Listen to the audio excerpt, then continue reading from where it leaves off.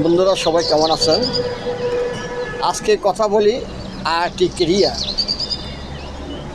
বা চুলকানি, চাকচাক হয়ে যাওয়া, লাল লাল হয়ে যাওয়া, যেটাকে আমরা আর্টিকেরিয়া বলি। এটা বিভিন্ন কারণে হতে পারে, যেমন বিশেষ কিছু খাবার, বিভিন্ন ধরনের এক একজনের শরীরে এক একজনের খাবারের রিয়েকশন হতে পারে। চিংড়ি মাছ, ইলিশ মাছ, শুটকি, লতি, লোট জাতীয় খাবার এবং বিভিন্ন ধরনের খাবার থেকে এক একজনের এক একটা রিয়েকশান করে। এতে লাল লাল হয়ে যায়, চাকচাক হয়ে যায়, পুরো শরীরে চাকচাক লাল লাল হয়ে যায়, চোখ মুখ লাল হয়ে যায়। অনেকে ঠান্ডা দিতে আর্টিকেরিয়া হয়, ঠান্ডা লাগছে, ওখান থেকে তার চোখ মুখ লাল হয়ে গেছে, পুরা চোখ চাকচাক লাল লাল হয়ে গেছে, চুলকাইতেছে, ফিলফিলাইতেছে, গা জ্বলতেছে। এই জন্য হলো এটা আর্টিকেরিয়ার মধ্যে পড়ে।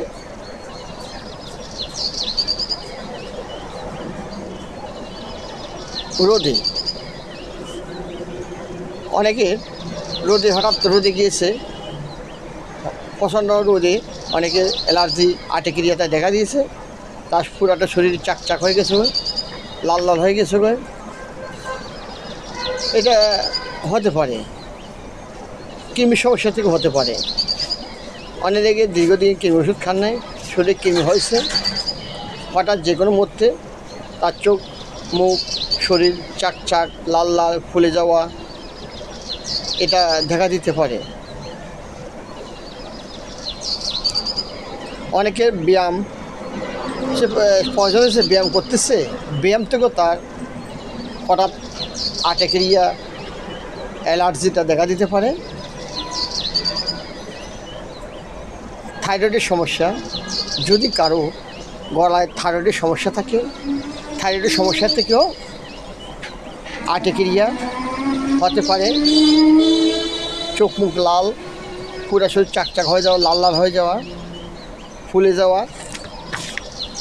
ওষুধের রিয়াকশান, কোনো ওষুধ খেয়েছে, হঠাৎ ওষুধের রিয়াকশানও তার আর্টিকেরিয়া দেখা দিতে পারে।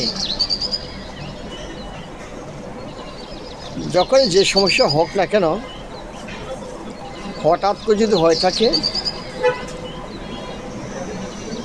এই ধরনের সমস্যার জন্য প্রাথমিক অ্যালার্জির জন্য ওষুধ খাবেন।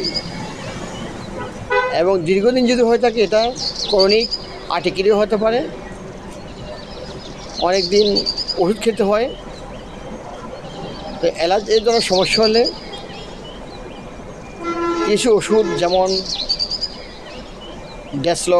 ডেসলোটাডিন, অ্যালাক্টল, সিটিরিজিন, রুপাটাডিন,